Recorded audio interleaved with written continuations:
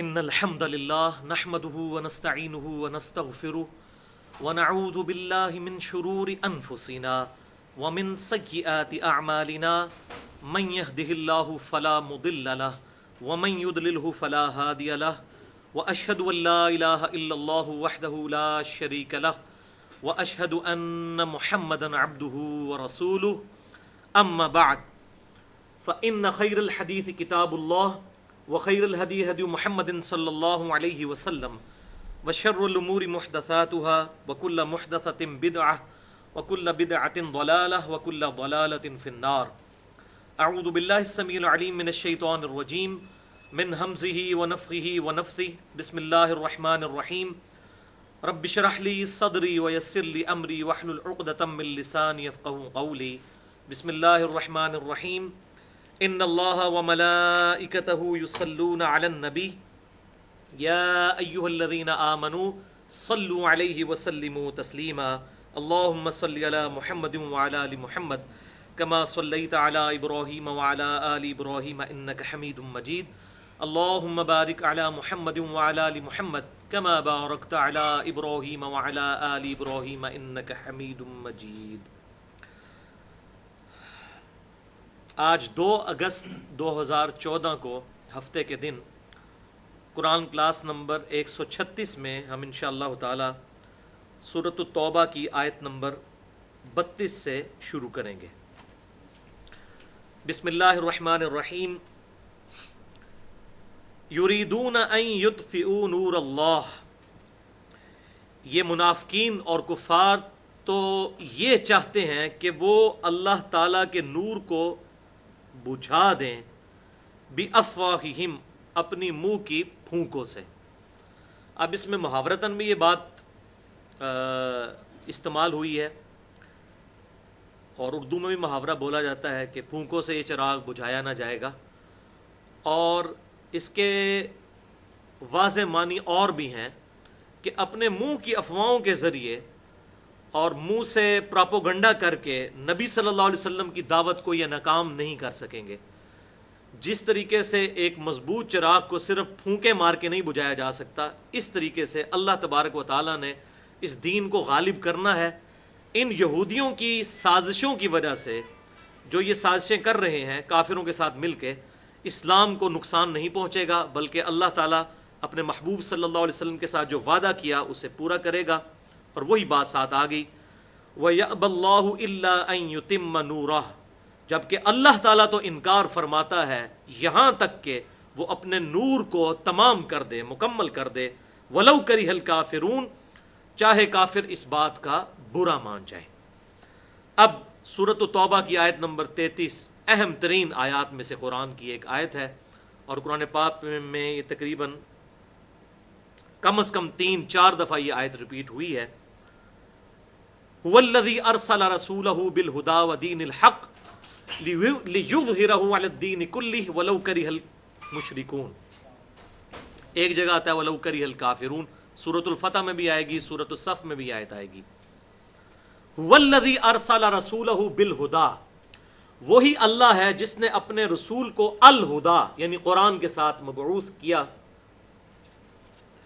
ودین الحق اور دین حق یعنی اسلام کے ساتھ، لِيُظْهِرَهُ عَلَى الدِّينِ كُلِّهِ تاکہ اسے تمام ادیان پر غالب کر دے، چاہے کافر اور مشرک اس بات کا برا مان جائے. وَلَوْ كَرِهَ الْمُشْرِكُونَ، تو یہ اللہ تعالیٰ کا وعدہ ہے کہ اس دین کو اللہ تبارک و تعالیٰ نے غالب کرنا ہے پوری دنیا پر. اگرچہ ابھی تک مسلمانوں پہ ایسا وقت نہیں آیا کہ یہ اسلام پوری دنیا پر غالب ہو جائے. 3 براعظموں تک مسلمانوں کی حکومت رہی کسی زمانے میں، لیکن پوری دنیا پر حکومت کا وقت ابھی تک مسلمانوں پر نہیں آیا. البتہ اللہ تعالیٰ کا یہ وعدہ ہے کہ وہ اپنے محبوب صلی اللہ علیہ وسلم کے اس دین کو غالب کرے گا.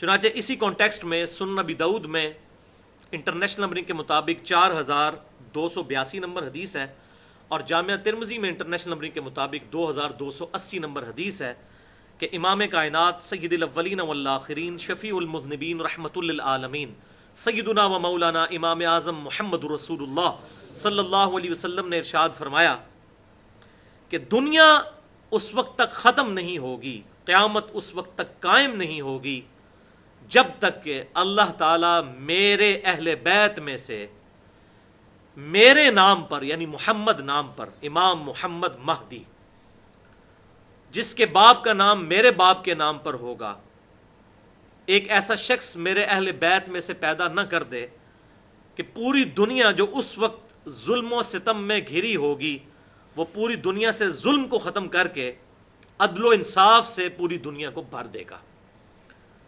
یہ صحیح حدیث ہے، اور یہ وہ حدیث ہے جو اہل سنت اور اہل تشیع کے درمیان کامن ہے۔ باقی امام مہدی کے حوالے سے ان کا پوائنٹ آف ویو تھوڑا سا ڈیفرنٹ ہے، البتہ اس پر سارے متفق ہیں کہ امام مہدی آپ صلی اللہ علیہ وسلم کے اہل بیت میں سے، آپ صلی اللہ علیہ وسلم کی اولاد میں سے ہوں گے۔ اور اس کی سپورٹ میں اگلی حدیث بھی ہے، سنن نبی داؤد میں انٹرنیشنل نمبرنگ کے مطابق 4284، کہ آپ صلی اللہ علیہ وسلم نے فرمایا کہ مہدی میری بیٹی فاطمہ کی اولاد سے ہوگا۔ تو اس پر اہل سنت اور اہل تشیع کا اجماع ہے کہ قیامت سے پہلے امت محمدیہ صلی اللہ علیہ وسلم پر وہ مبارک وقت آنا ہے کہ اللہ تعالیٰ نے امام محمد مہدی کو بھیجنا ہے، جو پوری دنیا میں خلافت کا نظام قائم کریں گے اور پوری دنیا کو انصاف سے بھر دیں گے، عدل کا دور دورے گا اور ظلم کا پوری دنیا سے خاتمہ ہوگا۔ البتہ اس حوالے سے جتنی پریڈکشنز لوگ کرتے ہیں، آئے دن علماء بیٹھے ہوئے اور ٹی وی پر اسکالرز وہ بتاتے رہتے ہیں جی اتنے سال رہ گئے یا اتنے عرصے بعد امام مہدی آ جائیں گے، تو اس طرح کی آپ صلی اللہ علیہ وسلم نے کوئی تاریخ یا ڈیٹ نہیں بتائی۔ جب وہ آئیں گے، اگر ہماری زندگی میں آتے ہیں تو ہمیں اللہ تعالیٰ سے دعا کرنی چاہیے کہ ہمیں اللہ تعالیٰ ان کی مدد کرنے کی توفیق دے اور ان کے گروہ میں شامل ہونے کی توفیق دے، آمین انشاءاللہ۔ تو باقی اس حوالے سے جسے ڈیٹیل چاہیے ہو تو میں نے مسئلہ نمبر 47 کے نام سے تقریباً 2 گھنٹے کی گفتگو کی ہے، اور اسی میں سے ایک کلپ تقریباً 1 گھنٹے کا مسئلہ نمبر 48 کے نام سے فکر حسین تحریک خلافت کی روح ہے، اس میں نے اس حوالے سے بڑی ڈیٹیل کے ساتھ گفتگو کی ہے۔ آج محل نہیں کہ ہم اس کی ڈیٹیل میں جائیں۔ اب اس کے بعد اگلی 2 آیات پھر ایک جوڑا آ رہا ہے۔ ایک جوڑا تو یہ گزرا آیت نمبر 32 اور 33، جس میں آپ صلی اللہ علیہ وسلم کے ذریعے یہ بات امت تک پہنچائی گئی کہ اس دین اسلام نے سارے ادیان پر غالب ہونا ہے۔ اب اگلی 2 آیات کے اندر اللہ تبارک و تعالی نے دنیا پرستی کو کنڈیم کیا ہے، خصوصاً ان لوگوں کو کہ جو لوگ سونا اور چاندی اور دنیا کا مال و اسباب جوڑتے ہیں اور اس میں اللہ کا حق ادا نہیں کرتے، اور اس سے بڑھ کر یہ کہ وہ دین کو اس حوالے سے ذریعہ معاش بناتے ہیں کہ وہ لوگوں کا مال ناجائز اور حرام طریقے سے ہڑپ کر کے اپنی تجوریاں بھرتے ہیں، علماء کا طبقہ خصوصاً۔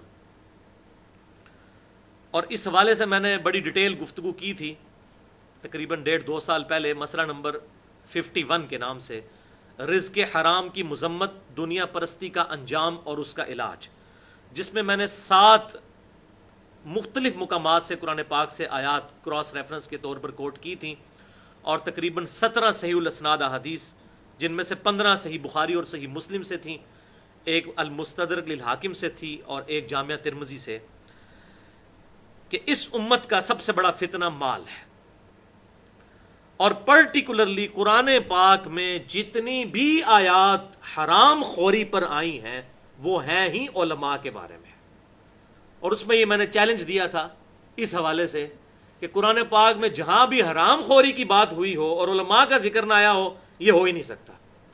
قرآن پاک میں جتنی بھی آیات حرام خوری پر آئی ہیں وہ ساری آیات اس میں نے ترتیب سے بیان کی، وہ سب کی سب علماء کے بارے میں ہے، اور انہی آیات میں سے سب سے سخت ترین آیت اب یہ 2 جوڑے آنے لگے ہیں، آیت نمبر 34 اور 35۔ آپ حیران ہوں گے پڑھ کے کہ لگتا ہے کہ آج کے دور کا ہی نقشہ کھینچا ہے اللہ تعالیٰ نے، کیونکہ یہ بیسک ہیومن انسٹنکٹ تو انسان کی کبھی بھی بدلتی نہیں ہے۔ آج کے انسان میں جو برائیاں اور خرابیاں موجود ہیں، آج سے 1000 سال، 2000 سال، ایون 10,000 سال پرانے انسان میں بھی وہی برائیاں موجود تھیں۔ اللہ اکبر۔ یا ایھا الذین آمنوا ان کثیرا من الاحبار والرہبان، آیت نمبر 34 سورۃ التوبہ۔ اے ایمان والو، بے شک اکثریت احبار اور رہبان کی، احبار کہتے ہیں اس عالم کو جو علم کی گہرائی میں پہنچا ہو، اور رہبان کہتے ہیں درویش اللہ لوگ، جس طرح ہمارے بھی سب کانٹیننٹ کی میتھولوجی میں صوفی یا جوگی اس قسم کے الفاظ استعمال ہوتے ہیں. تو یہ دونوں چیزیں یہود و نصارہ کے اندر موجود تھیں، احبار بھی تھے اور رہبان بھی تھے. اے ایمان والو، بے شک ان کثیرا من الاحبار والرہبان، اکثریت علماء کی اور اللہ والے لوگوں کی جو اپنے آپ کو اللہ والا کہلاتے ہیں، درویش لوگ، لَيَأْكُلُونَ أَمْوَالَ النَّاسِ بِالْبَاطِلِ، وہ ضرور لوگوں کا مال ہڑپ کرتے ہیں باطل طریقے سے. آج کل ایسا نہیں ہو رہا؟ دین کے نام کے اوپر، خصوصاً ہمارے ملک پاکستان کے اندر تو سیاستدان بھی اسلام کے نام پہ عوام کو دھوکہ دیتے ہیں، پاکستان کی ایجنسیاں بھی اسلام کے نام کے اوپر پاکستانی عوام کو دھوکہ دیتی ہیں، اور پاکستان میں اکثریت علماء بھی اسلام کے نام کے اوپر آج تک دھوکہ دیتے آئے ہیں. وَيَصُدُّونَ عَن سَبِيلِ اللَّهِ، اور یہ اللہ کے راستے سے روکتے ہیں. بڑی حیران کن بات ہے تو اللہ والے ہیں، ہے علماء ہیں، اور اللہ کے راستے سے روکتے ہیں. بھائی اللہ کا جو صحیح راستہ ہے اسے تو روکتے ہیں. یہ اپنی پرستش اور اپنی عبادت کرتے ہیں، جو اس سے پہلے بھی آیت گزر چکی، اتخذوا احبارهم ورهبانهم اربابا من دون اللہ، سورۃ التوبہ کی آیت نمبر 31، کہ یہود و نصارہ نے اپنے علماء اور اپنے بزرگوں کو رب مان لیا ہوا تھا اللہ کو چھوڑ کے. بس یہ بزرگوں نے فرما دیا، جو کچھ حضرات نے فرما دیا یہی فائنل ہے. اتنے بڑے عالم کیا غلط بات کر سکتے ہیں؟ اتنے بڑے مفتی صاحب کوئی غلط بات کر سکتے ہیں؟ آپ لاکھ کسی کو کھول کے بتائیں کہ بھئی صحیح بخاری اور مسلم میں نماز کا طریقہ یہ لکھا ہوا ہے، وہ کہیں گے جی بالکل لکھا ہوا ہے کتابوں میں، لیکن مسئلہ یہ اتنے بڑے بڑے علماء پاگل تھے، ان کو نہیں پتا تھا. تو ان کو پھر یہ آیات پیش کریں کہ علماء کی جو اللہ تعالیٰ نے عزت افزائی قرآن کے اندر کی ہوئی ہے، انورٹڈ کاماس میں عزت افزائی، وہ آپ کے سامنے ہے کہ اس امت کو اللہ تعالیٰ نے پہلے ہی خبردار کر دیا. اور یہ نہ سمجھیے گا کہ یہ آیات یہود و نصارہ کے علماء کے بارے میں، اگلی میں احادیث بھی بتا رہا ہوں کہ یہی خرابیاں اس امت کے علماء میں بھی آئیں گی. وہ یہ آیات پوری ہوں تو پھر میں انشاءاللہ وہ حدیث بھی بیان کروں گا. تو اللہ تعالیٰ نے امت کو پہلے ہی خبردار کر دیا، یا ایھا الذین آمنوا ان کثیرا من الاحبار والرہبان، اے ایمان والو بے شک اکثریت علماء اور اللہ والے درویش لوگوں کی جو سو کالڈ کہلاتے ہیں، یہ ہے لیاکلون اموال الناس بالباطل، کہ وہ ضرور کھاتے ہیں لوگوں کا مال، ہڑپ کرتے ہیں باطل طریقے کے ذریعے، حرام خوری کرتے ہیں، آستانے بنا کے بیٹھے ہوئے اور کہتے ہیں کہ بس آپ ہمارے ساتھ اٹیچ ہو رہے ہیں، آپ کی آخرت انشاءاللہ تعالی ہم اللہ تعالیٰ سے بخشوا لیں گے، اور اس قسم کے دعوے کرتے ہیں. اور آج کل تو پچھلے تقریباً 200-250 سال سے ایک اور دھوکہ عوام کو دیا ہوا ہے مال بٹورنے کا، اور وہ یہ حافظ قرآن بنانے کے جو مدرسے قائم کیے ہوئے ہیں. مجھے بتائیں ان مدرسوں کی آؤٹ پٹ کیا ہے؟ حفاظ بن رہے ہیں. آپ 1000 حافظ قرآن اٹھائیں، ان میں ایک بھی نہیں ملے گا جو قرآن ترجمے سے جانتا ہو. تو قرآن اس لیے نازل ہوا ہے کہ اس کو طوطے کی طرح رٹا جائے. اب تو اللہ تعالیٰ نے وہ ساری ضرورتیں ہی ختم کر دی. میں کہتا ہوں سارے حافظ دنیا سے ختم بھی ہو جائیں، اللہ تعالیٰ نے اس کتاب کی حفاظت پھر بھی کرنی ہے. انا نحن نزلنا الذکر وانا لہ لحافظون. اور صحیح بخاری اور مسلم میں آتا ہے کہ جب جنگ یمامہ میں کتنے حفاظ شہید ہوئے تو حضرت بکر صدیق نے کوئی مدرسہ تو نہیں کھولا کہ حافظ قرآن بنانے کا؟ کھول سکتے تھے نا. انہوں نے قرآن پاک کی کتابی شکل میں جمع کر کے اس کے نسخے پوری دنیا میں پھیلائے. وہ بھی کہہ سکتے تھے جی مدرسے بنا لو اور دھڑا دھڑ حافظ قرآن بنا کے. ان کو پتا تھا کہ یار یہ کام کرنا ہوتا تو نبی صلی اللہ علیہ وسلم کروا کے جاتے. یہ بیسیکلی لوگوں کا مال ہڑپ کرنے کا ایک ذریعہ ہے کہ مدرسے بنائے جائیں، اس میں لوگوں کو ایمفسائز کرایا جائے کہ آپ جتنے بھی گناہ گار ہیں، آپ تو آپ صلی اللہ علیہ وسلم کی امت میں ہیں، آپ صلی اللہ علیہ وسلم نے بخشوائی لینا ہے، جو کچھ بھی ہے اللہ تیرے محبوب کی امت سے ہے. ایک کام ہم کر لیں، 6 بچے ہیں تو ایک کو مدرسے میں داخل کروا لیں، وہ حفظ کر لے گا تو 7 کو جنت میں لے ہی جائے گا. یہ کانسیپٹ ہے. حالانکہ جس حدیث سے یہ سہارا لیتے ہیں وہ حدیث بھی آدھی کوٹ کرتے ہیں. اس حدیث کے مطابق تو شاید 1,00,000 حافظ قرآن میں سے ایک حافظ قرآن بھی نہ ملے کہ جس نے قرآن حفظ کیا اور اس کے حلال کو حلال اور حرام کو حرام جانا اور اس کا صحیح حامل ثابت ہوا. صحیح حامل کون ثابت ہوگا؟ قرآن کہہ رہا ہے سود خوری حرام ہے تو سود خوری نہ کرے. قرآن کہہ رہا ہے نگاہوں کی حفاظت کرو، وہ نگاہوں کی حفاظت کرے. اور ہمارے مدرسوں کے اندر جو ہومو سیکچولیٹی کے کیس آتے رہتے ہیں، وہ آپ سے بھولے ہوئے تو نہیں، تمام مکاتب فکر کے. تو یہ قرآن پاک ان پہ افیکٹ کر رہا ہے. قرآن کا جو ایسن ہے، اس کی جو بالائی ہے، جسے ہم پنجابی میں ملائی کہتے ہیں، وہ تو قرآن پاک کا فہم ہے، قرآن کو سمجھنا، قرآن چاہتا کیا ہے، قرآن کس قسم کا مسلمان ڈیمانڈ کرتا ہے. وہ اسی صورت میں ہوگا کہ اگر حفظ کے ساتھ اس کو حامل قرآن بھی بنایا جائے، لیکن زور سارا حفظ کے اوپر اور پھر اس کی آؤٹ پٹ زیرو. تو بیسیکلی یہ اس لیے کہ یہ مدرسے بنائے گئے، پھر چندے اس بنیاد پہ اکٹھے کیے جاتے ہیں، اور پھر لوگوں میں یہ بھی کنسیپٹ بنا دیا کہ جی قیام اللیل اور جو تراویح ہے یہ بغیر حافظ قرآن کے ہو نہیں سکتی. پھر لوگ حافظ قرآن کی تلاش میں نکلتے ہیں. اس طریقے سے یہ پورا ایک جو ہے نا وہ چکر سرکل بنایا ہوا ہے اس چیز کو جو ہے وہ اپنے روزی روٹی چلانے کے لیے. اگر اس کی نیت ٹھیک ہوتی تو ہم اس کو ضرور سپورٹ کرتے ہیں. ابھی بھی اگر اس کی نیت درست کریں کہ ان حافظوں کو حفظ ضرور کروائیں، لیکن ساتھ کمپلسری کر لیں کہ ہم کوئی ایک ایسا حافظ بھی نہیں نکالیں گے جو قرآن کے فہم کے بغیر نکلے. تو یہ حافظ ہی نکل رہے ہیں. حافظ کہتے ہیں اندھے کو، حافظ حفظ کرنے والے کو. تو یہ پنجابی میں رہے صحیح کہہ رہے ہوتے ہیں یہ فلاں حافظ صاحب ہیں، وہ حافظ صاحب ہی ہوتے ہیں، حافظ صاحب کوئی نہیں ہوتے. اور دوسرا ایک حکومت تو یہ پابندی لگائے اس حوالے سے کہ کوئی بھی حافظ قرآن اس وقت تک ڈگری حفظ کی نہیں لے سکتا جب تک کہ وہ پورے قرآن کا ترجمہ نہ کر سکتا، نہ جانتا ہو. خود بخود یہ فاسد عقائد ختم ہو جائیں گے. اور دوسرا، عرب ممالک کے علاوہ جتنے بھی اسلامی ملک ہیں ان میں قرآن پاک بغیر ترجمے کے چھاپنے کو حرام قرار دے دیا جائے، پابندی لگا دی جائے. مجھے بتائیں کہ قرآن پاک کو بغیر ترجمے کے پاکستان میں، انڈیا میں، بنگلہ دیش میں چھاپنے کا مطلب کیا ہے؟ کہ پڑھو، طوطے بنو، بس یہ پڑھتے جاؤ ثواب ہے، اس کو سمجھنے کی کوشش نہ کرو. یہی مقصد ہے. قرآن پاک انڈیا پاکستان کے اندر، بنگلہ دیش کے اندر یا ادر دین عرب ملکوں میں جن کی زبان عربی نہیں ہے، بغیر ترجمے کے قرآن پاک چھاپنے کا مقصد کیا ہے؟ کوئی مقصد نہیں سوائے اس کے کہ صبح سورہ یاسین پڑھ لو، رات کو سونے سے پہلے سورۃ الملک پڑھ لو، بس یہی ثواب سمیٹتے رہو. اصل مقصد تو اس کا یہ تھا. تو یہ بھی ہمارے آئین میں شک شامل ہونی چاہیے. جس طریقے سے قرآن اغلاط سے پاک کرنے کے حوالے سے آئین میں شک ڈالی گئی، پھر تاج کمپنی اور باقی کمپنی سامنے آئیں، اور الحمدللہ آج پاکستان دنیا میں لیڈنگ ہے اس حوالے سے، قرآن پاک کی طباعت کے حوالے سے. تو یہ چیز بھی اس میں ایڈ کی جائے کہ قرآن پاک بغیر ترجمے کے نہیں چھپنا چاہیے. یہ تو ہم خود لوگوں کو یہ امیج دے رہے ہیں کہ قرآن پاک اس لیے نہیں آیا کہ آپ اسے سمجھو. ایک اخبار بھی ہم جو ہے وہ دیکھ کر سمجھ کر پڑھتے ہیں، لیکن قرآن پاک کو اخبار جتنی اہمیت بھی نہیں دیتے. آپ مسجدوں میں چلے جائیں، اگر ایک مسجد میں 50 قرآن پڑھے ہوئے ہیں نا، تو اس میں سے 48-49 قرآن ہوں گے بغیر ترجمے والے.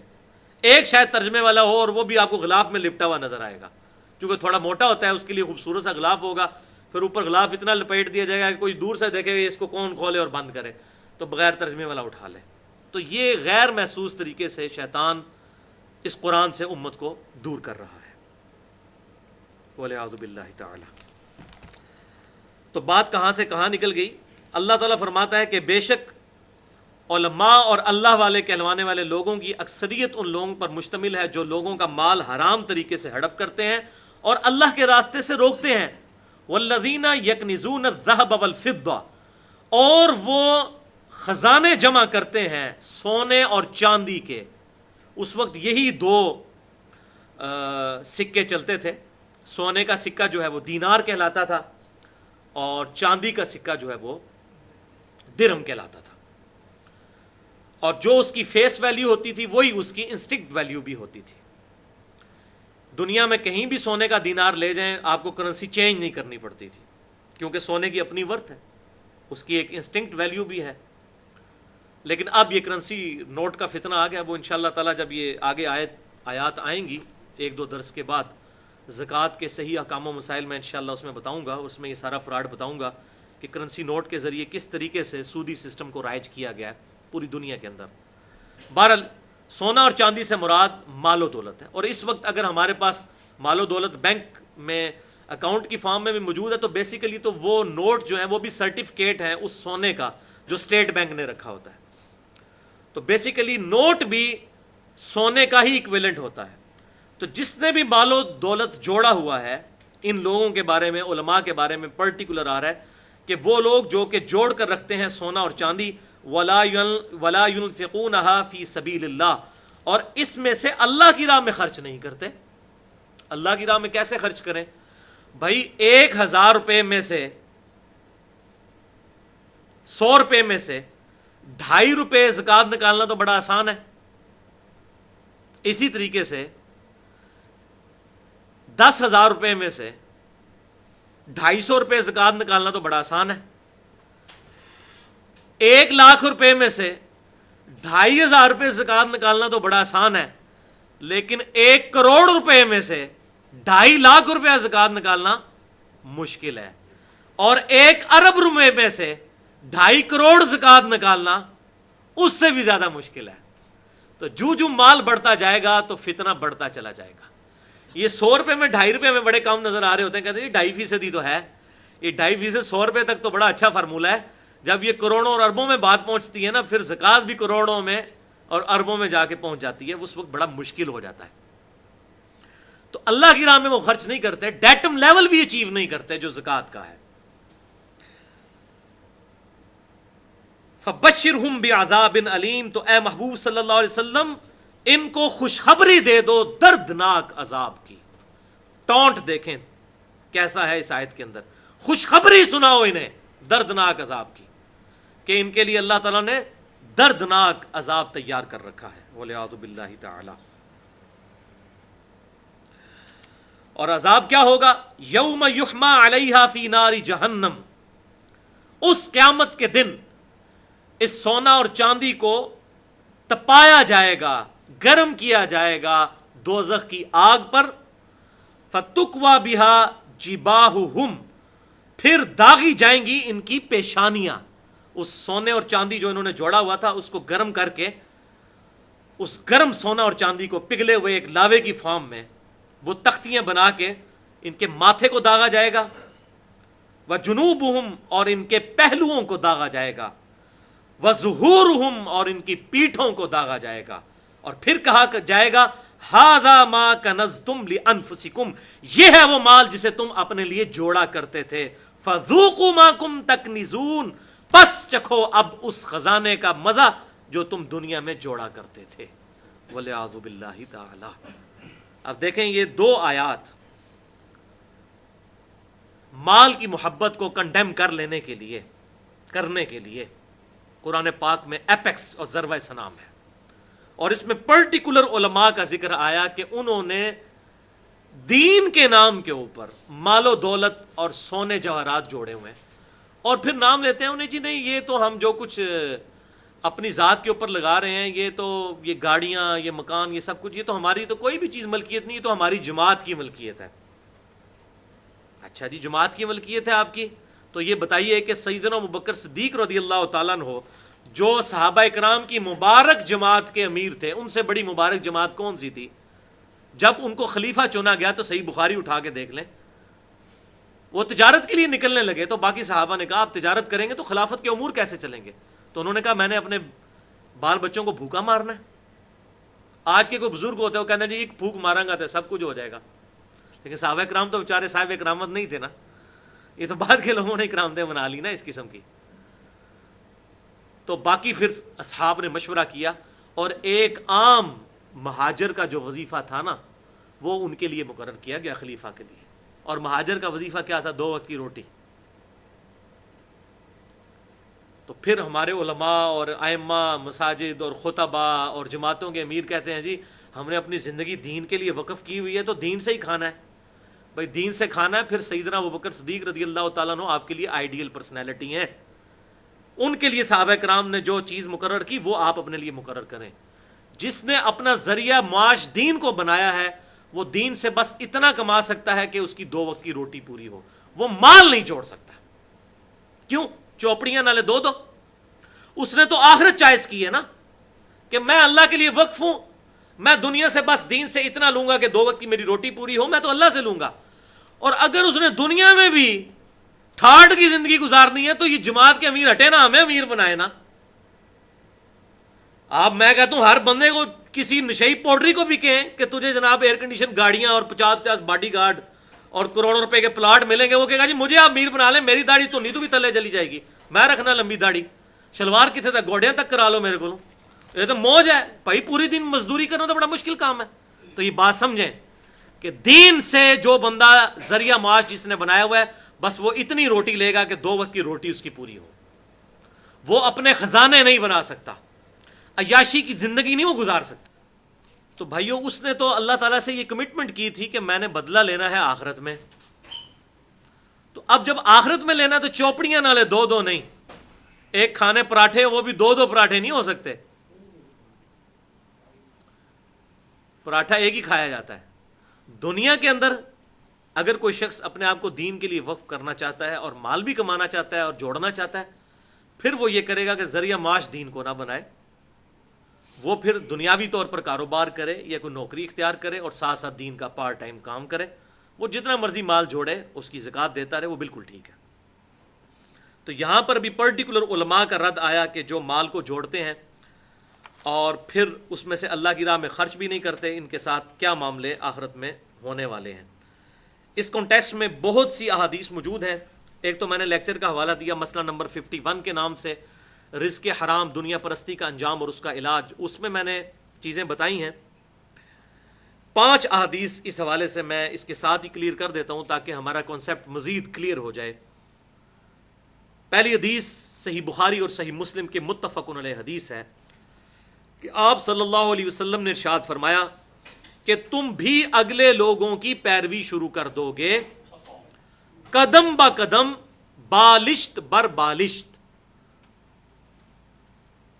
اور اگلے لوگوں میں سے اگر کوئی شخص گوہ کے سوراخ میں بھی داخل ہوا تو تم بھی گوہ کے سوراخ میں داخل ہوگے. صحابہ اکرام علیہم رضوان نے پوچھا یا رسول اللہ صلی اللہ علیہ وسلم, یہ اگلے لوگوں سے مراد کیا یہود و نصارہ ہیں؟ تو آپ صلی اللہ علیہ وسلم نے ارشاد فرمایا اگر اس سے مراد یہود و نصارہ نہیں تو اور کون ہے؟ یعنی جو خرابیاں یہود و نصارہ کے اندر موجود ہیں وہی خرابیاں اس امت کے اندر بھی آئیں گی. لہذا یہ جو اوپر آیت گزری کہ اے ایمان والو, اکثریت ان احبار اور رہبان کی ایسی ہے جو لوگوں کا مال ناحق طریقے سے ہڑپ کرتے ہیں. تعویل خاص کے اعتبار سے تو یہود و نصارہ کے علماء کے بارے میں ہے, لیکن آپ صلی اللہ علیہ وسلم نے اس کو جنرلائز کر دیا کہ وہی خرابیاں میری امت میں بھی پیدا ہوں گی جو اگلی امتوں میں پیدا ہوئی. دوسری حدیث بھی صحیح بخاری اور صحیح مسلم کی متفق علیہ حدیث ہے. آپ صلی اللہ علیہ وسلم نے ارشاد فرمایا کہ انسان بوڑھا ہو جاتا ہے لیکن 2 چیزیں اس کی ہمیشہ جوان رہتی ہیں. نمبر 1 مال کی حرص, اور نمبر 2 عمر کی حرص. یعنی انسان بوڑھا بھی ہو جائے نا تو مال کی لالچ اس کی ختم نہیں ہوتی, اور دوسرا لمبی زندگی کی لالچ اس کی ختم نہیں ہوتی, دنیاوی خواہشات کی لالچ ختم نہیں ہوتی. تیسری حدیث بھی صحیح بخاری اور صحیح مسلم کی متفق علیہ حدیث ہے. دیکھ لیں یہ ساری حدیثیں بخاری اور مسلم دونوں میں موجود ہیں کہ آپ صلی اللہ علیہ وسلم نے ارشاد فرمایا کہ اگر ابن آدم کے پاس 2 وادیاں ہوں مال کی بھری ہوئی تو وہ خواہش کرے گا کہ میرے پاس تیسری وادی بھی آ جائے. اس کا پیٹ صرف قبر کی مٹی بھرے گی. جب قبر میں اترے گا اور دنیا کا مال پیچھے ہی چھوڑ جائے گا, جو بخاری اور مسلم کی متفق علیہ حدیث ہے کہ انسان کے جو ہیں وہ 3 دوست ہوتے ہیں, 2 قبر سے باہر رہ جاتے ہیں اور ایک ہی اندر جاتا ہے. جو باہر رہ جاتے ہیں اس کا مال و دولت اور رشتہ دار, اور جو قبر میں ساتھ جاتا ہے وہ اس کے اعمال ہیں. یہ ساری حدیثیں میں نے مسئلہ نمبر 51 میں بتائی ہیں, 17 کے قریب حدیث ہیں وہ. چوتھی حدیث بھی صحیح بخاری اور صحیح مسلم کی متفق علیہ حدیث ہے. آپ صلی اللہ علیہ وسلم نے امت کی تعلیم کے لیے یہ دعا فرمائی, اے اللہ محمد صلی اللہ علیہ وسلم اور آل محمد صلی اللہ علیہ وسلم کو بس اتنا ہی رزق دینا کہ ان کی روح اور جسم کا رشتہ برقرار رہے, بس اتنا رزق دینا, اس سے زیادہ فتنے میں مبتلا مت کرنا. اب دیکھیں نا, جو لوگ کہتے ہیں جی ہمارا ذریعہ معاش دین ہے, آپ صلی اللہ علیہ وسلم بھی بیت المال سے لیتے تھے اور خلفائے راشدین بھی, تو آپ صلی اللہ علیہ وسلم کے گھر پھر 3 ماہ تک چولہا کیوں نہیں جلتا تھا؟ اگر اس طریقے سے عیاشی کی زندگی ہی گزارنی ہوتی دین کے ذریعے تو آپ صلی اللہ علیہ وسلم گزار سکتے تھے, خلفائے راشدین گزار سکتے تھے, لیکن ان کا فقر و فقر دیکھیں تو انسان پریشان ہو جاتا ہے، کس طریقے سے ان لوگوں نے زندگیاں گزاری، اس لیے کہ ان کو یہ بات پتہ تھی کہ اگر دین کو ذریعہ معاش بنانا ہے بس پھر اتنا ہی معاش لینا ہے جس سے 2 وقت کی روٹی چل سکے بس، اب آخرت میں اللہ تعالیٰ سے اس چیز کا اجر لیا جائے گا۔ اور 5ویں حدیث جامعہ ترمذی کی مشہور حدیث ہے صحیح سند کے ساتھ کہ آپ صلی اللہ علیہ وسلم نے ارشاد فرمایا ہر امت کا کوئی نہ کوئی فتنہ ہے اور میری امت کا فتنہ مال ہے۔ اور ہمیں نظر آ رہا ہے آج مال کے فتنے کی وجہ سے ہی پوری امت کے اندر انتشار پھیلا ہوا ہے۔ علماء نے جو فرقہ واریت کی لعنت پھیلائی ہوئی ہے مال کی لالچ میں، جب تک علیحدہ علیحدہ آئیڈینٹیٹیز لوگوں کی قائم رہیں گی چھوٹے چھوٹے اختلافات کی بنیاد پہ، اس وقت تک مسجدیں بھی الگ رہیں گی، مسجدیں الگ ہوں گی تو چندہ باکس بھی الگ ہوں گے، چندہ باکس الگ ہوں گے تو مدرسے بھی الگ ہوں گے، ان کے چندے بھی الگ ہوں گے، اس طریقے سے روٹی روزی چلتی رہے گی۔ تو یہ ساری چیزوں کے جو روٹ کاز ہے وہ دنیا کی محبت اور دنیا کا مال ہے، وَلِعَاذُ بِاللَّهِ تعالیٰ۔ اس حوالے سے کسی کو شوق ہو، ایک تو وہ لیکچر میرا 94 منٹ کی گفتگو مسئلہ نمبر 51 رزق حرام کی مذمت، دنیا پرستی کا انجام اور اس کا علاج، قرآن پاک سے اور صحیح الاسناد احادیث سے۔ دوسرا یہ ہے کہ جس کے پاس مشکات شریف ہو، مشکات شریف 13 کتابوں کا مجموعہ ہے، کتب ستہ کے علاوہ بھی اور کتابیں 7، اس میں تیسری جلد کے اندر یعنی کہ آخری جلد کے اندر کتاب الرقاق ایک چیپٹر ہے جس میں یہ ساری احادیث دنیا پرستی کے انجام کے حوالے سے اور دنیا کی محبت ختم کرنے والی وہ موجود ہیں سینکڑوں کی تعداد میں۔ کتاب الرقاق، ایون امام بخاری نے بھی باب باندھا ہے کتاب الرقاق کا صحیح بخاری کے اندر۔ کتاب الرقاق کہتے ہیں وہ چیپٹر جس کے اندر دل میں نرمی، سوز و گداز اور رقت پیدا کرنے والی احادیث ہوں۔ رقاق عربی میں، اردو میں بھی رقت لفظ استعمال ہوتا ہے، دل میں نرمی پیدا کرنے والی احادیث۔ اور یہ میں نے جتنی احادیث پیش کی ہیں یہ بھی احادیث اسی چیپٹر میں موجود ہیں۔ جب دنیا کی محبت انسان کے دل سے نکلے گی تو خود بخود دل نرم پڑے گا اور آخرت کی طرف مائل ہوگا۔ اور بلکہ میں تو اکثر یہ بات کہتا ہوں اپنے لیکچرز میں بھی، قرآن پاک کو اگر آپ پڑھ کے دیکھیں پورا قرآن، اس میں ٹاپ آف دا لسٹ جو چیز آئی ہے وہ تو ہے عقیدہ توحید۔ اس کے علاوہ دوسرے نمبر پہ جو چیز سب سے زیادہ ایمفیسائز کی گئی ہے اور انبیاء کرام کی دعوت کا خلاصہ جسے بتایا گیا ہے وہ یہ ہے کہ دنیا کی زندگی عارضی ہے، اصل زندگی آخرت کی ہے۔ تو دنیا کی زندگی سے ایسا دل نہ لگایا جائے کہ انسان آخرت سے غافل ہو جائے۔ بل تؤثرون الحیات الدنیا والآخرۃ خیر وابقی، بلکہ تم تو دنیا کی زندگی کو پریفرنس دیتے ہو جبکہ آخرت کی زندگی بہتر ہے اور ہمیشہ رہنے والی ہے۔ ان ھذا لفی الصحف الاولی صحف ابراہیم و موسیٰ، یہی ایک کانٹے کی بات تھی جو اس کتاب سے پہلے جتنے صحائف نازل ہوئے ان میں ہم نے بنیادی بات یہی بتائی تھی کہ اصل زندگی آخرت کی ہے۔ ان ھذا لفی الصحف الاولی صحف ابراہیم و موسیٰ، چاہے وہ موسیٰ علیہ السلام کے صحائف ہوں یا ابراہیم علیہ السلام کے، یہی ایک کانٹے کی بات بتائی گئی کہ اصل زندگی آخرت کی زندگی ہے۔ البتہ اگر کوئی شخص دین کا ذریعہ معاش نہیں بناتا، دنیاوی طور پر کاروبار کرتا ہے، حلال طریقے سے مال کماتا ہے، تو وہ کروڑوں اربوں روپیہ بھی جوڑ سکتا ہے اگر وہ اس کی زکوٰۃ دیتا رہے۔ اس کے ثبوت میں صحیح مسلم میں حدیث ہے، انہی آیات کے کانٹیکسٹ میں بالکل فٹ ان بیٹھتی ہے۔ یہ چونکہ کریٹیکل حدیث ہے، میں اس کا انٹرنیشنل نمبر بھی بتا دیتا ہوں، 2290، کہ آپ صلی اللہ علیہ وسلم نے ارشاد فرمایا کہ جو شخص سونا اور چاندی، دنیا کا مال و دولت جوڑتا ہے اور پھر اس مال میں اللہ کا حق نہیں دیتا، یعنی زکوٰۃ جو 2.5% ہے، 40واں حصہ ہے، 100 کو 40 پہ تقسیم کریں تو 2.5 روپے بنتے ہیں، 40واں حصہ، تو وہ اللہ کا اگر حق ادا نہیں کرتا، اس کا مطلب ہے حق ادا کرے پھر تو خیر، اگر اللہ کا حق ادا نہیں کرتا تو قیامت کے دن اس کے مال و دولت سے آگ کی تختیاں بنائی جائیں گی اور ان تختیوں کو آگ پر تپایا جائے گا۔ وہی بات جو قرآن میں آئی ہے کہ یوم یحمى علیہا فی نار جہنم، کہ قیامت والے دن اس مال کو آگ پر دوزخ کی تپایا جائے گا، فتکفى بها جبابہم وجنوبہم وظہورہم، اور پھر ان تختیوں کے ساتھ ان کی پیشانیوں کو، ان کے پہلوؤں کو اور ان کی پیٹھوں کو داغا جائے گا۔ اور حدیث میں بھی یہی الفاظ ہے کہ اس کے مال کی تختیاں بنائی جائیں گی اور دوزخ کی آگ پہ ان کو گرم کر کے ان کے پہلوؤں، پیشانیوں اور پشت پر داغا جائے گا، اور جب وہ تختیاں ٹھنڈی ہونے لگیں گی، استغفر اللہ، پھر دوبارہ اللہ تعالیٰ انہیں دوزخ کے آگ پر تپائے گا، اور یہ سلسلہ 50,000 سال تک جاری رہے گا، جو قیامت کے دن کی مدت ہے۔ یعنی قیامت کے دن کی پوری مدت میں 50,000 سال انہوں نے یہ عذاب بھگتنا ہے، حتیٰ کہ اللہ تعالیٰ لوگوں کے لیے جنت یا دوزخ کا فیصلہ کرے۔ تو جنت اور دوزخ کا فیصلہ ہونے سے پہلے جو 50,000 سال کی مدت ہے قیامت کے دن کی، ان پر یہ عذاب مسلط کر دیا جائے گا۔ بلکہ صحیح بخاری میں آتا ہے کہ انسان کے اوپر اژدہا مسلط کر دیا جائے گا، اور جامعہ ترمذی میں آتا ہے قبر کے اندر مسلط کر دیا جائے گا۔ وہ انشاءاللہ جب میں زکوٰۃ کے اوپر پورا لیکچر دوں گا، سورۃ التوبہ کی آیت نمبر 60 کے کانٹیکسٹ میں، جس میں اللہ تعالیٰ نے 8 مصرف بیان کیے ہیں زکوٰۃ کے، اور زکوٰۃ کے احکام میں انشاءاللہ بیان کروں گا، تو اس میں میں ساری احادیث انشاءاللہ کوشش کروں گا کہ بیان کروں۔ تو بہرحال اس سے یہ بات کلیئر ہو گئی کہ اگر کوئی مال کی زکوٰۃ دیتا ہے پھر وہ مال جوڑ سکتا ہے، اور اگر زکوٰۃ نہیں دیتا تو پھر اس کے ساتھ یہی معاملات کیے جائیں گے۔ وَلِعَاذُ بِاللَّهِ تعالیٰ، اللہ تعالیٰ ہمیں اس فتنے سے محفوظ فرمائے۔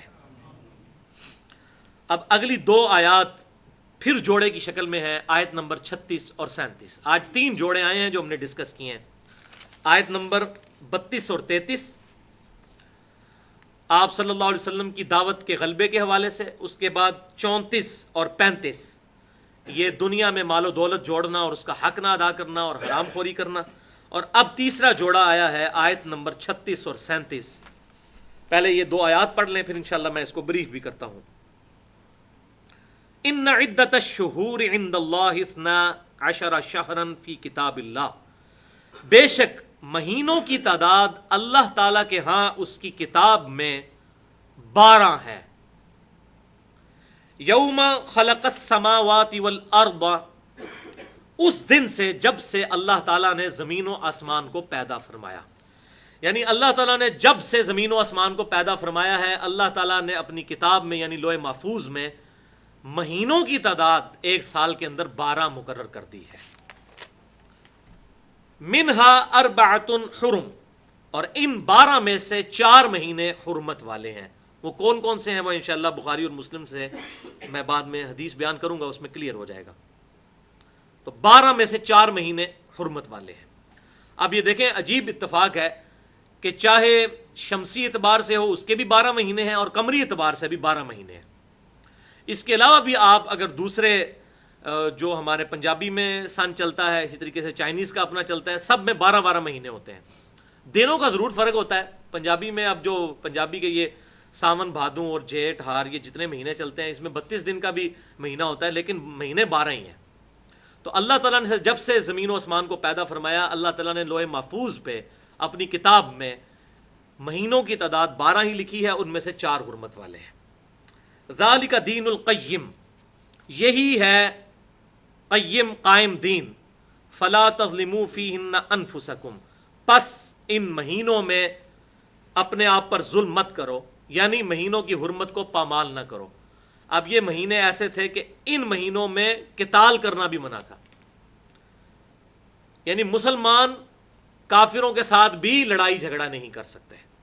جیسا کہ خانہ کعبہ شریف کی حرمت ہے کہ آپ اس کے اندر کوئی لڑائی کا ہتھیار لے کر نہیں جا سکتے، اس کی عزت کا خیال رکھنا ہے۔ اسی طریقے سے ان 4 مہینوں میں آپ لڑائی نہیں کر سکتے۔ ایون جب سیدنا علی رضی اللہ تعالیٰ عنہ اور امیر معاویہ رضی اللہ تعالیٰ عنہ کے درمیان جنگ صفین ہوئی تو اس میں بھی حرمت والے مہینے آئے تھے 3، تو سیدنا علی رضی اللہ تعالیٰ عنہ نے ان مہینوں میں جنگ کو روک دیا تھا کہ یہ حرمت والے مہینے ہیں، اس میں جنگ نہیں کی جا سکتی۔ تو مسلمان کسی مسلمان کے ساتھ تو دور کی بات، کافر کے ساتھ بھی ان مہینوں میں جنگ نہیں کر سکتا، صرف ایک ایکسیپشن کے ساتھ کہ اگر کافر مسلمانوں پہ جنگ تھوپ دیں۔ اسی لیے ہم گورنمنٹ سے اور ایجنسیوں سے اور فوج کے لوگوں سے بھی یہ ریکویسٹ کرتے ہیں کہ اگر انہوں نے کہیں پر آپریشن کرنا ہو تو وہ بھی اس چیز کا خیال رکھیں کہ ایسے مہینے نہ ہوں کہ جو حرمت والے مہینے ہوں، جن مہینوں میں ہتھیار اٹھانا منع ہے۔ ان چیزوں کا خیال رکھا جائے۔ بہرحال اب تو پوری دنیا کے اندر جس طریقے سے یہود و نصارہ نے جال بچھایا، شام کے اندر جو شیعہ ہیں وہ سنیوں کا قتل عام کر رہے ہیں، سعودی عرب میں سنی جو ہیں وہ شیعوں کا قتل عام کر رہے ہیں، مسلمانوں کو آپس میں لڑایا جا رہا ہے اور اس کا فائدہ اسرائیل اٹھا رہا ہے۔ آج اسرائیل جس طریقے سے ظلم ڈھا رہا ہے فلسطین کے اوپر، اور امت مسلمہ اس طریقے سے اس کو کنڈیم نہیں کر رہی جس طرح آج سے پہلے کرتی تھی۔ ایون عرب ممالک جن کی تو آپ سمجھیں کہ گھٹی کے اندر، ان کے جینز کے اندر، ان کے خون کے اندر اسرائیل کی دشمنی تھی، آج وہ بھی اس طریقے سے اسرائیل کے خلاف بات نہیں کر رہے۔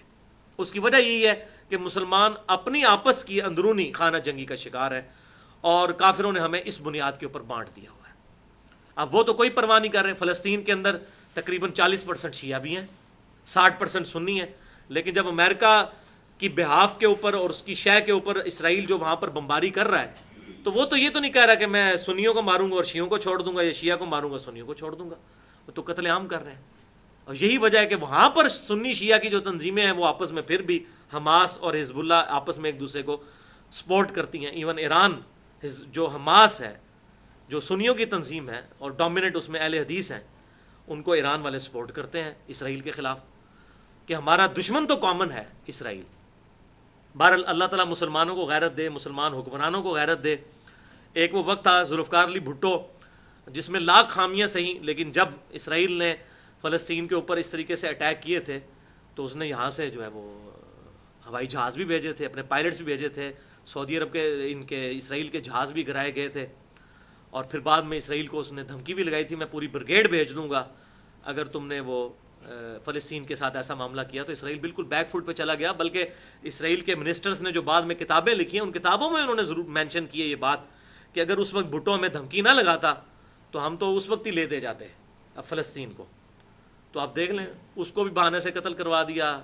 پھر شاہ فیصل جو ہے جس نے جو ہے وہ ان کا تیل پانی بند کرنے کی کوشش کی، اس کو بھی اپنے گھر والوں سے مروا دیا۔ تو یہ بیسیکلی پورے کا پورا یہ سارا جو جال بچھایا گیا کہ مسلمانوں میں جو حکمران جو بھی ان یہود و نصارہ کی گیمز کو سمجھ جائیں ان کو راستے سے ہٹا دیا جائے، چاہے ان میں جتنی بھی خامیاں موجود ہوں۔ حکمران تو شروع سے ہی ایسے رہے ہیں، خلفائے راشدین سے لے کے ابھی تک کو ہمیں کو پارسا اور نیک قسم کے حکمران تو کوئی نہیں ملے۔ حکمرانوں میں ہمیشہ کمزوریاں لئی ہیں، لیکن حکمرانوں کے ذریعے ہی اللہ تبارک و تعالیٰ مسلمانوں کی حفاظت بھی کرتا ہے، چاہے ان میں جتنی بھی کمزوریاں موجود ہوں۔ بہرحال جب غیر مسلم مسلمانوں کے اوپر حملہ آور ہوتے ہیں تو انہی کے ذریعے اللہ تبارک و تعالیٰ، اگر آج پاکستان کے اوپر کوئی غیر مسلم ملک حملہ آور ہوتا ہے تو ہماری گورنمنٹ اور ہماری فوج ہی پاکستانیوں کا دفاع کرے گی، مسلمانوں کا۔ تو لہٰذا اس حوالے سے اسی وجہ سے بخاری اور مسلم میں درجنوں احادیث ہیں جن میں حکمرانوں کے خلاف خروج کرنے سے منع کیا گیا اور تکفیری سوچ کی مذمت کی گئی اسی وجہ سے۔ ہاں، اب اس کو اگر آپ اس کے ساتھ کمپیئر کریں جو سیدنا حسین رضی اللہ تعالیٰ کا خروج تھا، وہ معاملہ ڈیفرنٹ تھا۔ وہ اس وقت مبارک دور تھا، اکثریت اچھے لوگوں کی موجود تھی۔ سیدنا حسین کو یہ امید تھی کہ اتنے اچھے لوگ موجود ہیں، شاید میرے ساتھ دیں، لیکن آج ہمیں کوئی امید نہیں ہے۔ آج بھی مجھے یو کے سے فون آیا تو وہ یہ کہہ رہا تھا خروج کے بارے میں نے کہا بھائی خروج تو آپ تب کریں نا جب عوام کی اکثریت دین چاہتی ہو۔ آج آپ ریفرینڈم کروا دیں کہ پاکستان میں تقریباً 18 کروڑ میں سے 10 کروڑ عورتیں ہیں، ان میں سے کتنی عورتیں ہیں جو نقاب کرنا چاہتی ہیں؟ تو شاید 10,000 بھی ووٹ نہ ڈالیں۔ تو ان کے اوپر آپ اسلام کو تلوار کے زور کے اوپر نافذ کرنے کی کوشش کریں گے؟ ان کو تو دعوت و تبلیغ کرنے کی ضرورت ہے۔ ان مسلمانوں کو پہلے صحیح مسلمان بنایا جائے تاکہ انہیں اسلام کی اہمیت کا پتہ چلے۔ تلوار کے زور پہ تو بھائی کچھ نہیں ہونے والا۔ تلوار کے زور پہ کچھ ہونا ہوتا تو طالبان نے افغانستان میں کیا کچھ نہیں کیا۔ جیسے ہی طالبان نکلے پھر وہی سارے فحاشی کے اڈے چلنے شروع ہو گئے، وہی سارے معاملات، کیونکہ دل سے تو وہ لوگ چینج نہیں ہوئے تھے۔ تو جب تک دعوت و تبلیغ نہ کی جائے، پلس قتال کو، جہاد کو ساتھ جاری رکھا جائے، لیکن مسلمان حکمرانوں کے ساتھ مل کر تکفیری سوچ کے بغیر مسلمانوں کی فیور میں ایکٹیویٹیز پرفارم کی جائیں، مسلمانوں کا قتل عام نہ کیا جائے بلکہ کفار کے خلاف۔ بہرحال تو اللہ تعالیٰ نے فرمایا کہ 4 مہینے جو ہیں وہ حرمت والے ہیں، اس کی حرمت کا خیال رکھو اور اس میں قتال مت کرو، لیکن یہ ایکسیپشن ضرور ہے، وقاتل المشرکین کافہ، اور مشرکین کے ساتھ قتال کرو بالکل بھرپور طریقے سے، کما یقاتلونکم کافہ، جس طریقے سے وہ تمہارے ساتھ بھرپور قتال کرتے ہیں، وَاعْلَمُوا أَنَّ اللَّهَ مَعَ الْمُتَّقِينَ، اور جان لو کہ اللہ تعالیٰ تقوی رکھنے والوں کے ساتھ ہے۔ پرہیزگاری کا خیال رکھنا ہے میدان جنگ میں بھی. اگر کافروں نے مسلمانوں پر جنگ نہیں تھوپی تو حرمت والے مہینوں میں مسلمانوں کو کافروں کے ساتھ جنگ کرنے کی اجازت نہیں. وہ اسی طریقے سے حرام ہے جس طریقے سے باقی حرمت کی چیزیں اسلام میں موجود ہیں. اب اگلی آیت میں جو اس کے ساتھ جوڑویں آیت ہے، یہود و نصارہ خصوصاً مشرکین جو عرب تھے، مشرکین عرب کی پرٹیکولر ایک بہت بڑی خامی کا ذکر ہو رہا ہے کہ وہ ہیلا بازیاں کیا کرتے تھے. جب انہوں نے لڑائی کرنی ہوتی تھی تو وہ حرمت والے مہینوں کو آگے پیچھے کر دیتے تھے. مثلاً ان 4 مہینوں میں سے محرم بھی ایک حرمت کا مہینہ ہے جس میں جنگ کرنا منع ہے. اب مشرکین عرب ابراہیم علیہ السلام کی اولاد میں سے تھے اور دین ابراہیمی ٹوٹی پوٹی فارم میں تو ان میں موجود تھا. حج بھی وہ کرتے تھے، اگرچہ وہ برہنہ ہو کے کرتے تھے، لیکن طواف کرتے تھے، صفا و مروہ، یہ ساری چیزیں ان میں موجود تھیں ٹوٹی پوٹی فارم میں، چونکہ نسل در نسل معاملہ چل رہا تھا. اسی طریقے سے وہ حرمت کے مہینوں میں بھی لڑائیوں سے بچتے تھے، لیکن جب تلے ہوتے تھے لڑائی کرنے پر وہ ڈیسیژن کرتے تھے جی اس دفعہ جو محرم کا مہینہ ہے نا جی وہ ربیع الاول کے بعد ہوگا. یہ وہ ہیلا کرتے تھے. تو وہ پھر اپنا ٹوٹل بھی پورا کر دیا، جیسے کہ یہود و نصارہ نے وہ ہیلا کیا تھا مچھلیاں پکڑنے کے لیے ہفتے کے دن، اور ہمارے علماء بھی کرتے ہیں. آپ فتاوی علمگیری اٹھا کے دیکھ لیں، میں نے وہ مسئلہ نمبر 51 رزق حرام والے میں بتایا ہے کہ اس میں یہ فتویٰ موجود ہے کہ اگر ایک خاوند کے پاس اتنا مال ہے کہ اس پہ زکوٰۃ فرض ہے تو وہ قمری سال پورا ہونے سے ایک دن پہلے وہ سارا مال اپنی بیوی کو گفٹ کر دے تو اس پہ زکوٰۃ ہی نہیں ہوگی، کیونکہ سال پورا نہیں ہوا، ایک دن رہتا ہے. اور جب بیوی پر سال پورا ہونے لگے وہ ایک دن پہلے اپنے خاوند کو گفٹ کر دے تو بیوی پہ بھی زکوٰۃ نہیں لگے گی.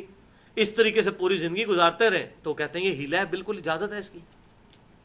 اب یہ دیکھیں، یہ بھی تو علماء ہی ہیں نا جنہوں نے یہ فتوے لکھے ہیں، اور 1400 علماء نے بیٹھ کے، اس درباری مولویوں نے بیٹھ کے دربار میں، اورنگزیب عالمگیر وہ کہتے ہیں جی بڑا نیک تھا جی، وہ اس نے نماز کبھی نہیں چھوڑی. تو یہ بھی بتائیں اس نے اپنا بھائی بھی کوئی نہیں چھوڑا، نماز بھی کبھی نہیں چھوڑی اور بھائی بھی نہیں اس نے چھوڑا، اپنا باپ بھی نہیں چھوڑا. ٹوپیاں بناتے تھے. تو یہ تو سارا لبادہ ہوتا ہے ان حکمرانوں کا کہ اس طریقے سے ایسے معاملات کرتے ہیں. تو وہی کام وہ بھی درباروں میں بیٹھا رہتا تھا، کبھی اجمیر شریف اور کبھی فلاں شریف اور فلاں شریف. اور آج بھی حکمران آپ دیکھ لیں، باتیں توحید کی کریں گے پھر جا کے چادر بھی چڑھا دیں گے کسی مزار کے اوپر، دیکھ لیں. تو یہ سارے حکمرانی کے ڈھکوسلے ہوتے ہیں. تو وہ فتاوی عالمگیری اس لیے اس کو کہا جاتا ہے کہ اورنگزیب عالمگیر نے وہ لکھوایا تھا، اس لیے وہ عالمگیری اس کو کہلایا جائے، اس کی نسبت اس کے ساتھ ہے. 1400 علماء کو بٹھا کے یہ انہوں نے جناب کارنامہ کیا. اور اب ہمیں لوگ بھیج رہے ہوتے ہیں مسائل لکھ کے اور نیچے ریفرنس لکھا ہوتا ہے فتاوی عالمگیری، جو آج سے 400 سال پہلے لکھا گیا. نہ وہ قرآن ہے، نہ وہ سنت ہے، نہ وہ صحیح الاسناد حدیث ہے، نہ صحابہ تابعین تبع تابعین کے کوئی فتاوی جات ہیں. وہ 1400 علماء آپ صلی اللہ علیہ وسلم کی وفات کے 1000 سال کے بعد بیٹھ کے انہوں نے ایک اپنی فقہ مرتب کیا. ہم یہ نہیں کہتے اس میں سب کچھ غلط ہے، صحیح باتیں بھی ہوں گی، ظاہر ہے کہ آدھا سچ ہی خطرناک ہوتا ہے، لیکن اس میں اس قسم کی ہیلے بازیاں بھی موجود ہیں.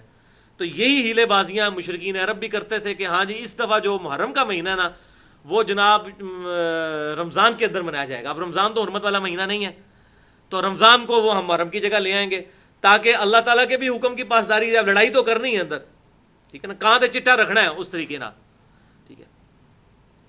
اور اس کے برعکس جو اہل ایمان ہیں وہ اتنا خیال کرتے تھے. بخاری اور مسلم کی متفق علیہ حدیث ہے کہ جب سیدنا موسیٰ علیہ السلام کے وفات کے بعد ان کے جو جانشین بنے تھے، کیا نام تھا ان کا؟ یوشع ابن نون علیہ السلام. تو وہ جب فلسطین کو فتح کرنے کے لیے گئے تو جمعے کا دن تھا اور قتال اپنے عروج پہ تھا مشرکین کے خلاف، اور فتح بالکل قریب تھی. اب اگلا دن ہفتے کا آنے والا تھا. بخاری اور مسلم دونوں میں یہ حدیث موجود ہے. ہفتے کے دن یہودیوں پر قتال منع تھا، وہ حرمت کا دن تھا ان کا، شکار کرنا بھی منع تھا. اب وقت کے پیغمبر نے کوئی فتویٰ نہیں جاری کیا، بلکہ انہوں نے اللہ کے حضور دعا کی کہ اے اللہ تو آج جمعے کے دن کو ہمارے لیے لمبا کر دے. تو نبی صلی اللہ علیہ وسلم کے الفاظ ہیں بخاری اور مسلم کے کہ اللہ تعالیٰ نے سورج کو روک دیا اس کے لیے، اس پیغمبر کے لیے. اللہ تعالیٰ چاہے تو روک سکتا ہے. ہمارے محبوب صلی اللہ علیہ وسلم کے لیے چاند 2 ٹکڑے نہیں ہوا. سورج والا واقعہ بھی ہے، وہ صحیح سند سے ثابت نہیں. اگر وہ مطلب ہمیں تو ہو سکتا ہے، اللہ تعالیٰ چاہے تو ہو بھی سکتا ہے. اگر یوشع ابن نون کے لیے ہو سکتا ہے تو ہمارے محبوب صلی اللہ علیہ وسلم کے لیے بھی ہو سکتا ہے. اللہ تعالیٰ کرنے والا ہے, کوئی انسان تو کرنے والا نہیں ہے. بل یہ تو بخاری اور مسلم میں ہے کہ یوشع ابن نون کے لیے اللہ تعالیٰ نے سورج روک دیا اور مسلمانوں کو فتح ہوئی, کیونکہ اگلا دن جو ہے وہ پھر ان کو ایک دن مل جاتا ہے مشرکین کو جمع ہونے کے لیے, اللہ تعالیٰ نے وہ دعا قبول کر لی. تو پیغمبر نے بھی حرمت نہیں پیمال کی ہفتے کے دن کی. پیغمبر آئیڈیل ہوتے ہیں امتوں کے لیے, وہ کوئی ایسی ایکٹیویٹی نہیں کرتے کہ بعد کے لوگ اس کو دلیل بنائیں. لیکن یہ مشرکین عرب کرتے تھے تو اللہ تعالیٰ نے اس کا ذکر کیا اور اس کو کنڈیم کیا. انما النسیء زیادۃ فی الکفر, بے شک حرمت والے مہینوں کو ہٹا دینا اپنی جگہ سے یہ ان کے کفر میں اضافہ کرتا ہے. یضل بہ الذین کفروا یحلونہ عاما, اس عمل کے ذریعے کافر گمراہ ہوئے ہیں کہ وہ حلال کر لیتے ہیں ایک ماہ کو, وَيُحَرِّمُونَهُ عَامًا, اور ایک سال ایک ماہ کو حرام کر لیتے ہیں اور دوسرے سال اس کو حلال کر لیتے ہیں. کس لیے؟ لِيُوَاطِئُوا عِدَّةً, تاکہ وہ اپنی مہینے کی گنتی پوری کریں. ما حرم اللہ, ان حرمت والے مہینوں کی کہ جنہیں اللہ تعالیٰ نے حرام ٹھہرایا ہے. فَيُحِلُّ مَا حَرَّمَ اللَّهُ, جبکہ وہ اس کے ذریعے سے حلال ٹھہرا لیتے ہیں اس کو جو اللہ نے حرام کیا ہے. ٹھیک ہے جی. اب وہ کان اس طریقے سے پکڑنے کی کوشش کر رہے ہیں ہیلے کے ذریعے کہ وہ ایک سال حرمت والا مہینہ یہ ٹھہرا لیتے تھے, اگلے سال دوسرا ٹھہرا لیتے تھے, تاکہ وہ سال کی گنتی پوری ہو جائے. وہ گنتی ضرور پوری کرنی ہے, تو وہ 4 مہینے کی گنتی وہ پوری کر لیتے تھے. زُيِّنَ لَهُمْ سُوءُ أَعْمَالِهِمْ, بالکل اس طریقے سے اللہ تعالیٰ نے ان کے لیے ان کے برے اعمال سنوار دیے. اللہ تعالیٰ نے خود نہیں سنوارے, بلکہ انہوں نے اپنی حرکتوں کی وجہ سے اللہ تعالیٰ کا ڈیوائن فتویٰ اپنے اوپر لگوا لیا. واللہ لا يهدي القوم الكافرین, اور اللہ تعالیٰ کافروں کو ہدایت نہیں دیتا, ان کافروں کو جو جان بوجھ کر کفر اڈاپٹ کریں. اب اگلی آیت سے مسلسل 11 رکوع 90 آیات غزوہ تبوک کی لائیو کمنٹری ہے, اور قرآن پاک میں کسی غزوے کی اتنی بڑی کمنٹری نہیں آئی. 60 آیات میں سورہ آل عمران میں غزوہ احد کی کمنٹری آئی تھی, جو میں نے ڈیٹیل سے کئی لیکچرز اس پہ کور کیے تھے. اسی طریقے سے غزوہ خندق کی آئے گی سورۃ الاحزاب میں, وہ بھی اتنی ڈیٹیل نہیں ہے جتنی غزوہ تبوک, کیونکہ غزوہ تبوک وہ واحد موقع تھا جس میں اللہ تعالیٰ نے جہاد کو فرض عین کر دیا تھا, قتال کو ہر مسلمان کے لیے نفیر عام کی گئی, اور یہ ڈکلیئر کر دیا کہ اب جو اس میں قتال میں شریک نہیں ہوگا وہ منافق ہوگا, اوپنلی منافق ڈکلیئر کیا جائے گا. اس لیے 90 آیات مسلسل 11 رکوع. اب غزوہ تبوک کی لائیو کمنٹری ہے انشاءاللہ, اور یہ اگلے درس سے ہم انشاءاللہ اس کو شروع کریں گے, اور یہ بہت انٹرسٹنگ ہے. اس سے یہ بات بھی پتہ چلے گی کہ آپ صلی اللہ علیہ وسلم کو دعوت و تبلیغ کے میدان میں کتنی منافقین سے تکلیفیں اٹھانی پڑی, اور قتال جو اسلام کا ہائیسٹ گڈ ہے, سب سے اونچی چوٹی, یہ کس طریقے سے لوگوں کو آمادہ کرتی ہے کہ لوگوں کے ایمان اور کفر کے درمیان فرق ظاہر ہو جائے. منافق قتال سے بھاگتا ہے اور مومن جو ہے وہ قتال سے محبت کرتا ہے. انشاءاللہ یہ پوری ڈیٹیل اگلی دفعہ آئے گی. ابھی تقریباً 7 منٹ تقریباً باقی ہیں, تو میں انہی آیات کے حوالے سے ایک حدیث بھی بیان کر دوں, یہ جو 12 مہینے اور اس میں سے 4 حرمت والے, تاکہ ہمارا آج کا ٹاپک مکمل ہو جائے. اور یہ حدیث صحیح بخاری اور صحیح مسلم کی متفقن علیہ حدیث ہے. بخاری میں 4406, مسلم میں 4383 انٹرنیشنل نمبرنگ کے مطابق. متفقن علیہ حدیث ہے, مشہور حدیث ہے, حجۃ الوداع والے چیپٹر میں ہے. آپ صلی اللہ علیہ وسلم کے حجۃ الوداع کا خطبہ ہے یوم النحر کا. آپ صلی اللہ علیہ وسلم نے حجۃ الوداع پر 2 خطبے دیے, ایک یوم عرفہ 9 ذی الحجہ کو 10 ہجری کے اندر, جسے ہم حجۃ الوداع کا مین خطبہ کہتے ہیں, اور ایک اس سے اگلے دن قربانی کے دن یوم النحر 10 ذی الحجہ کو, عید کے دن آپ صلی اللہ علیہ وسلم نے منا کے اندر ایک خطبہ دیا.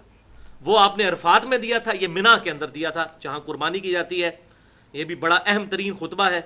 اس کے الفاظ کچھ یوں ہیں, بخاری اور مسلم کے متفقن علیہ حدیث حوالہ میں دے چکا, کہ آپ صلی اللہ علیہ وسلم نے خطبہ دیتے ہوئے ارشاد فرمایا کہ زمانہ گھوم گھما کر اسی صورت پر واپس آ گیا ہے جس صورت پہ اللہ تعالیٰ نے زمانے کو پیدا فرمایا تھا اس دن جب اللہ تعالیٰ نے زمین و آسمان کو پیدا فرمایا.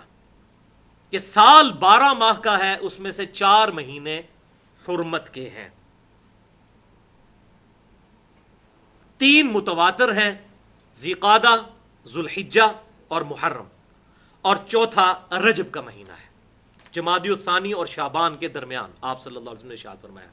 یہ 4 حرمت کے مہینے ہیں، 3 کنزیکٹیو ہیں، ذی-قعدہ، ذوالحجہ یعنی 11واں 12واں اور پہلا اسلامی قمری اعتبار سے، ویسے تو وہ شمسی بھی اسلامی ہے، اس کو ہم کوئی غیر اسلامی نہیں سمجھتے، اللہ تعالیٰ کی بنائی ہوئی چیزیں، ہماری نمازیں سورج کے اعتبار سے ہیں اور ہمارے روزے چاند کے اعتبار سے ہیں، تو سورج سے ہمیں کوئی چڑ نہیں ہے، شمسی اعتبار سے بھی جو مہینے ہیں وہ بھی اللہ کے مہینے ہیں۔ تو بہرحال یہ جو 3 مہینے ہیں کنزیکٹیو قمری اعتبار سے کہنا چاہیے، وہ شمسی یا قمری، 11واں 12واں اور پہلا مہینہ، اور اس کے بعد رجب کا مہینہ، یہ 4 حرمت والے ہیں۔ تو اس میں آپ صلی اللہ علیہ وسلم نے ارشاد فرمایا، یہ آگے بھی حدیث چلتی ہے اور بعد میں بیان کروں گا، کہ زمانہ گھوم گھما کر اسی صورت پر واپس آ گیا ہے جس پہ اللہ تعالیٰ نے پیدا کیا تھا۔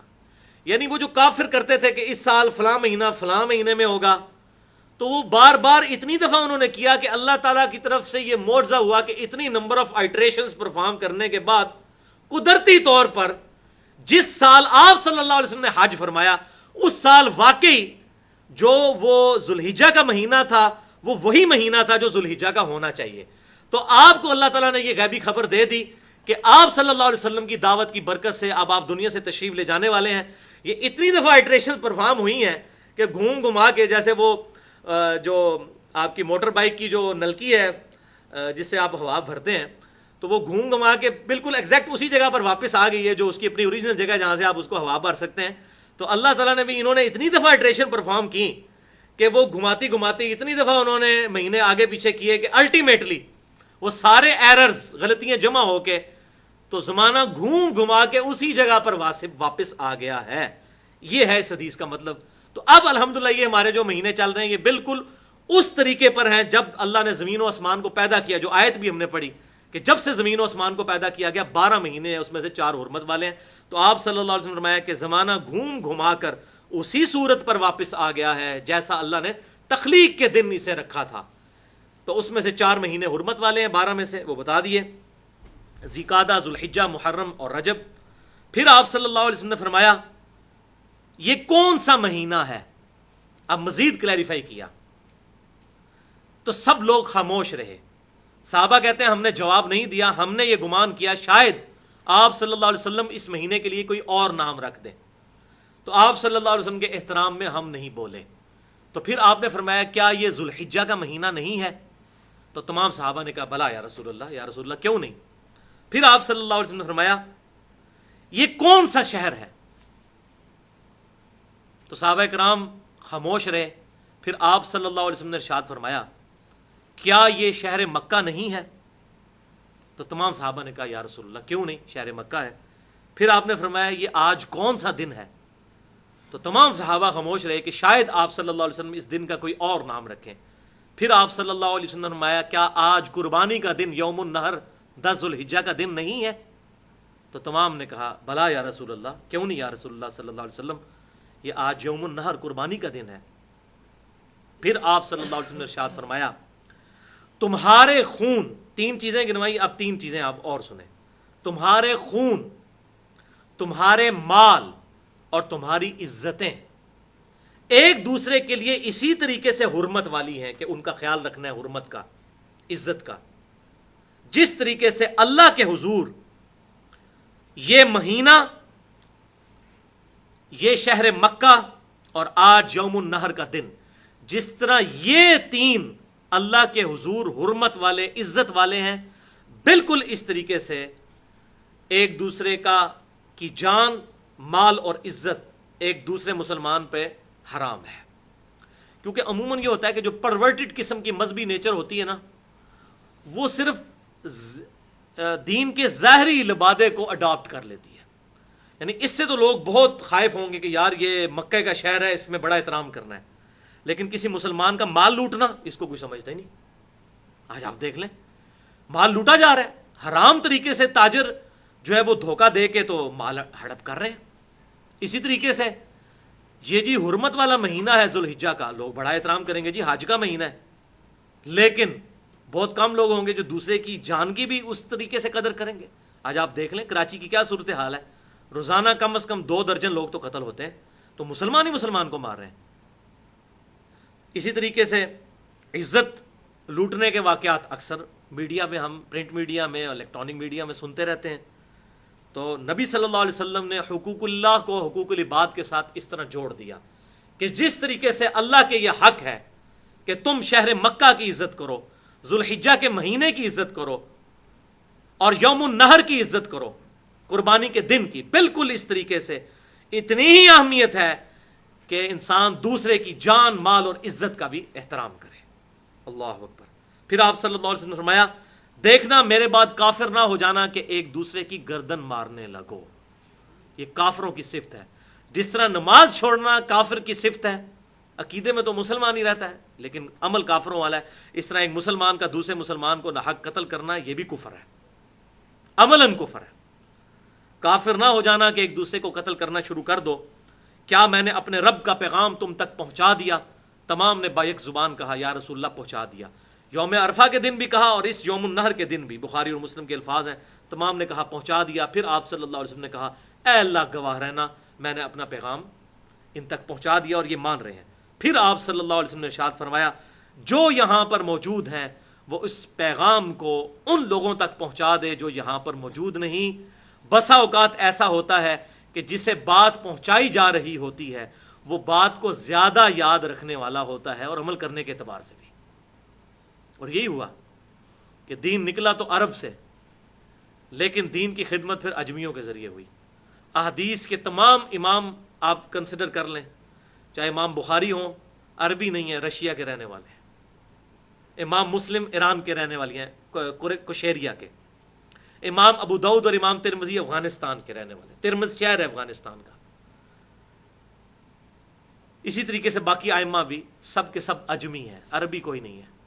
تو آپ صلی اللہ علیہ وسلم کا یہ فرمان جب بھی میں پڑھتا ہوں تو مجھے بات یاد آتی ہے، سوائے امام مالک کے باقی سب کے سب امام، چاہے احمد بن حنبل ہوں، چاہے امام حنیفہ رحمۃ اللہ علیہ ہوں، امام شافعی ہوں، باقی بھی کتب ستہ کے امام، سب کے سب لوگ اجمی ہیں.